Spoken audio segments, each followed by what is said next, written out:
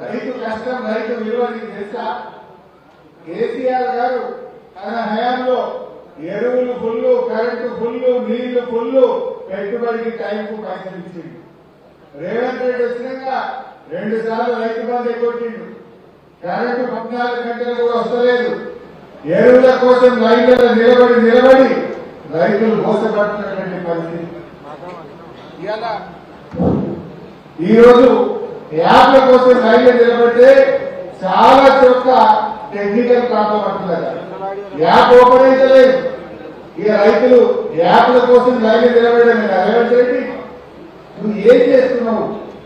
సీదా ఎందుకు ఈ యాప్లు ఎందుకు, ఈ లైన్లో నిలబడేందుకు, ఈ రైతుల్ని మోసపెట్టేందుకు నేను అడుగుతా ఉన్నా.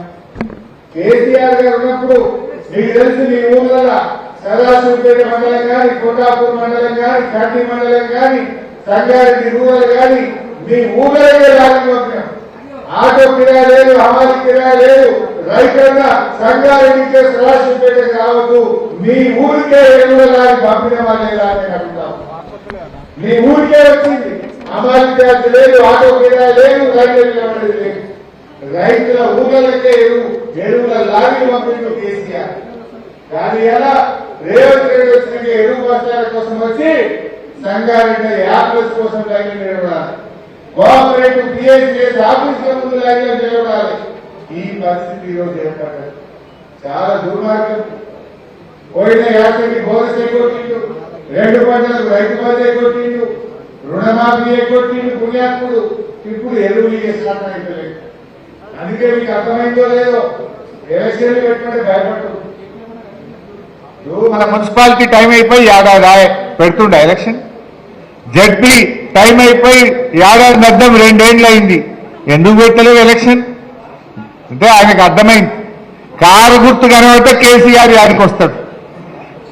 ఇప్పుడు సర్పంచ్ ఎన్నికల్లో కారు ఉండదని పెట్టిండు, ఏ పార్టీ సింబల్ ఉండదని పెట్టిండు, ఎవరు గెలిచినా మావో గారు ఇలా కలుపుకుంటా అని పెట్టిండు. ఆయన భయం పట్టుకున్న ఏడాది అర్థం నుంచి జిల్లా పరిషత్లకు ఎలక్షన్లు పెట్టలేడు. ఏడాది అర్థం నుంచి ఇలా మున్సిపాలిటీలకు ఎన్నికలు పెట్టలేడు. చివరికి కోఆపరేటివ్ కూడా 2 ఏళ్ళు అయిపోయి దాని ఎలక్షన్ పెట్టమంటే నిన్న జీవో ఇచ్చిండు. మేము నామినేట్ చేసుకుంటాడట, వాళ్ళ మనుషుల్ని నామినేట్ చేస్తారట, ఎలక్షన్ పెట్టాడట.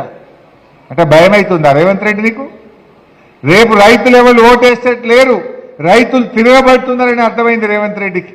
అందుకే కోఆపరేటివ్ ఎలక్షన్ పెట్టమంటే నేను కోఆపరేటివ్ ఎలక్షన్ పెట్టా, మా కాంగ్రెస్ నాయకులను నామినేట్ చేసుకుంటా అంటుండు. ఎందుకు భయపడుతున్నావు? నీకు ధైర్యం ఉంటే నువ్వు రైతులకు మేలు చేసినోడివి అయితే పెట్టు, కోఆపరేటివ్ ఎలక్షన్ పెట్టు. ఎందుకు నామినేట్ చేసుకుంటున్నావు బిడ్డ?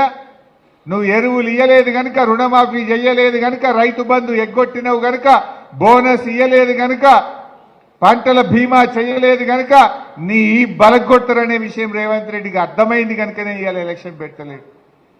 మనం కూడా ప్రజల్లోకి పోదాం. నేను మా సర్పంచ్లను కూడా కోరేది ఒక్కటే, మీరెవ్వరిని భయపడాల్సిన అవసరం లేదు. ఎందుకంటే ఆర్థిక సంఘం డబ్బులు, 15వ ఆర్థిక సంఘం డబ్బులు 85% డబ్బులు ఢిల్లీ నుంచి గల్లీకి డైరెక్ట్ మీ సర్పంచ్ అకౌంట్లోకే వస్తాయి డబ్బులు. మధ్యలో రాష్ట్ర ప్రభుత్వం రోల్ లేదు. నా రేవంత్ రెడ్డి ఆపలేడు, నా మంత్రి ఆపలేడు, నా ఎవ్వడు ఆపలేడు. ఢిల్లీ నుంచి డబ్బులు డైరెక్ట్ గా సర్పంచ్ల అకౌంట్లలోకే వస్తాయి. సర్పంచ్ ఎంత పవర్ఫుల్ అంటే ఈ దేశంలో ఎమ్మెల్యేకి చెక్ పవర్ లేదు, మంత్రికి చెక్ పవర్ లేదు, ముఖ్యమంత్రికి చెక్ పవర్ లేదు, ప్రధానమంత్రికి చెక్ పవర్ లేదు. గ్రామ సర్పంచ్కే ఉంది, రాష్ట్రపతికే చెక్ పవర్ ఉంటుంది. You are that powerful. మీకే చెక్ పవర్ ఉంటుంది. ఆ పైసలు ఎవడో ఆపుతాడు, ఎవడో ఆగబడతాడు అని భయపడాల్సిన లేదు. ఆర్థిక సంఘం నిధులు 85% నిధులు నేరుగా సర్పంచ్ల ఖాతాల్లో జమ అవుతాయి. మీరెవరు భయపడాల్సిన అవసరం లేదు.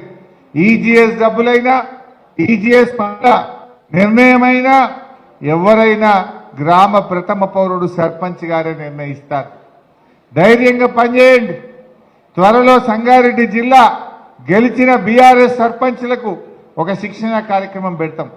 మీ అధికారాలు ఏంది, అధికారులతో ఎట్లా పనిచేయించుకోవాలి, ఏ రకంగా మీరు పని చేసుకోవాలో మీకు అర్థమయ్యేటట్టు ఒక రోజు మంచి ట్రైనింగ్ ప్రోగ్రామ్ కూడా